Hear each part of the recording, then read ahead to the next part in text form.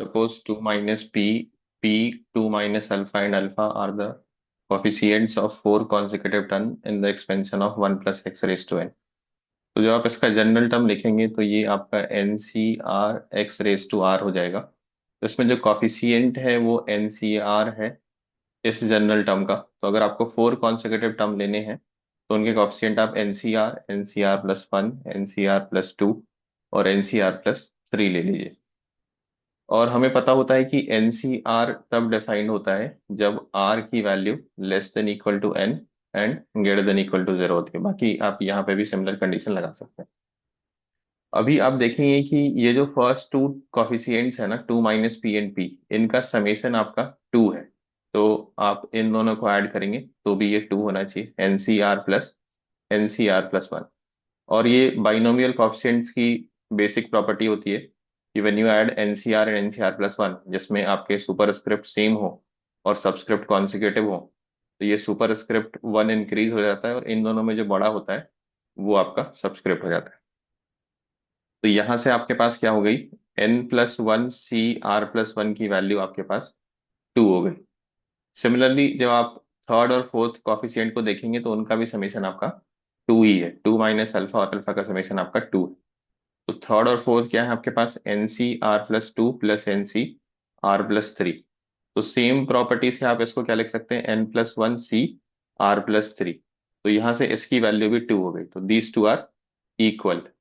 N plus one C R plus one is equal to N plus one C R plus three. अब binomial coefficient की एक और property होती है कि अगर N C R plus one is equal to N C R plus two, then या तो R one equal to R two हो जाए या फिर उनका समेशन एन हो जाए, which is N C R equal to N C N minus R वाली प्रॉपर्टी। तो ये दोनों बराबर तो हो नहीं सकते, इनका डिफरेंस हमेशा टू है। तो इनका समेशन जो है वो आपका एन प्लस वन हो जाएगा। तो this is equal to N plus one. तो यहाँ से एन की वैल्यू जो आ रही है वो टू आर प्लस थ्री आ रही है।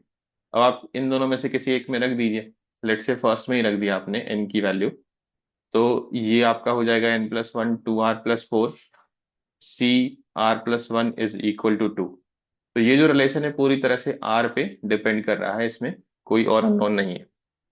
अब स्टार्टिंग में हम लोगों ने क्या देखा था कि आर की वैल्यू मिनिमम जीरो हो सकती है। कोई भी टर्म जीरो से पहले तो नहीं हो सकता है ना, फर्स्ट टर्म ही उसका स्टार्टिंग टर्म होगा।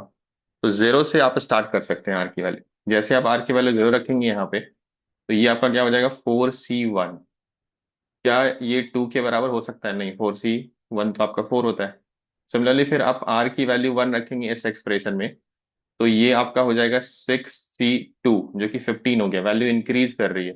आर की वैल्यू अगर आप टू रखते हैं तो ये आपका एट सी थ्री हो जाएगा, which is further more than this six C two. तो वैल्यू इंक्रीज करेगी, ये टू कभी भी नहीं हो सकती है। That is why this given data is inconsistent. और ये आपका बोनस क्वेश्चन है, इसका कोई भी आंसर मैच नहीं कर रहा है।